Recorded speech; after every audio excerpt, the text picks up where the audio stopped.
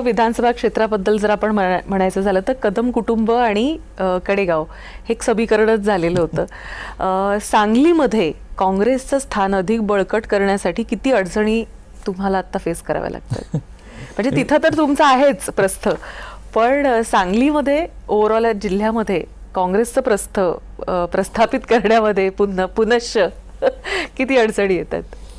2018ला माझे वडील पतंगरावजी कदम साहेबांचं निधन झालं. त्याच्यानंतर पोटनिवडणूक लागली. मी महाराष्ट्राच्या इतिहासातला विधानसभेतला पहिला बिनविरोध आमदार झालो.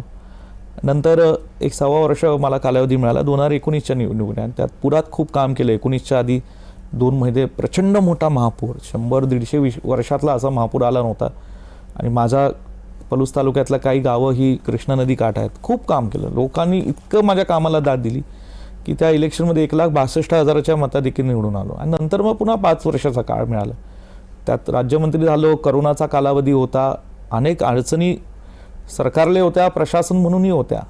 कारण करोनाच्या कालावधीत आरोग्यसेवा, हॉस्पिटल ह्याच्यावर खर्च शासनाचा खूप होत होता. मग इतर कामं झाली पण मर्यादित झाली. आणि ह्याच्यात हे सगळं काम करताना कडेगावमध्ये राजकारण आणि सांगली जिल्ह्यातलं राजकारण, त्यात लोकसभा झाली. लोकसभेमध्ये खरं तर आदरणीय श्रीमती सोनियाजी गांधी, राहुलजी गांधींची इच्छा होती की मी लोकसभा लढावी. त्यांना सांगितलं माझ्या अडचणी आहेत. माझ्या पलूस कडेगाव मतदारसंघातल्या लोकांनी माझ्यावर विश्वास टाकला आहे. पुन्हा माझ्या वडिलांसारखं मी त्यांचे प्रश्न काही राहिलेले असतील किरकोळ ते सोडवावेत, लोकांसोबत राहावं. म्हणून म्हटलं मला विधानसभा आत्ता सोडणं शक्य नाही. कौटुंबिक काय विषय होते म्हणून मी म्हटलं मी इकडे थांबेल, महाराष्ट्राच्या राजकारणात काम करेल, महाराष्ट्रातल्या लोकांची, सांगली जिल्ह्यातल्या लोकांची सेवा करेल. आणि मग मी आमच्या एका तरुण सहकार्याला शब्द दिला होता, विशाल पाटलांनी, मी तुला खासदार केलं, तू काळजी करू नको.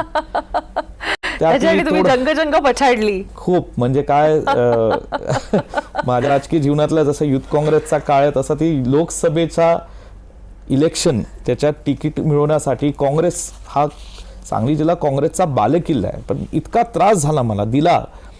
आणि मला वाईट वाटतं की मी त्या काळात जे करत होतो ते पक्षासाठी करत होतो. मी काय स्वतःसाठी उमेदवारी मागत नव्हतो. मी काय माझ्या घरातल्या कुठल्या सदस्यासाठी मागत नव्हतो. हालाकी सोनियाजींनी आणि राहुलजींनी विश्वास दाखवला किंवा विश्वजित तू खासदार होऊ शकतो, तुला तिकीट आम्ही देतोय. मी नम्रपणे त्यांना सांगितलं माझ्या अडचणी आणि त्यांनी समजून घेतल्या. त्यांचाही मनाचा मोठेपण होत. मी म्हणले खासदारकीचं काय? मी निवडून आणतो ना, माझ्यावर विश्वास ठेवा. मी निवडून आणतो सांगलीची खासदारकीची सीट. आणि त्यावेळेस मग आम्ही ते 24ला ते धाडस केलं. कारण 19ला ते होऊ शकलं नाही. कारण माझंही नुकतंच माझ्या वडिलांचं निधन झालं होतं. 19ला परिस्थिती जरा विचित्र होती महाराष्ट्राच्या राजकारणाची. पण 24ला मी ठरवलं की काँग्रेसचा खासदार निवडून आणायचा. आणि ते दिवस रात्र मी काय काय केलं सगळ्या महाराष्ट्राला आणि सांगली जिल्ह्याला माहिती आहे. पण ते अपक्ष म्हणून त्यांना उभं राहावं लागलं, ह्याबद्दल काय सांग? त्याच्यावर आता बरंच काय बोललो मी. नाही, काही गोष्टी ना कधी कधी नियती घडून आणते असं मला वाटतं. काँग्रेसच्या तिकिटावर आम्ही निवडून आलो असतो, उभं राहिलो असतो तर विजय झालाच असता. म्हणजे मी त्याच्यासाठी जंग पिछाडलाच असता.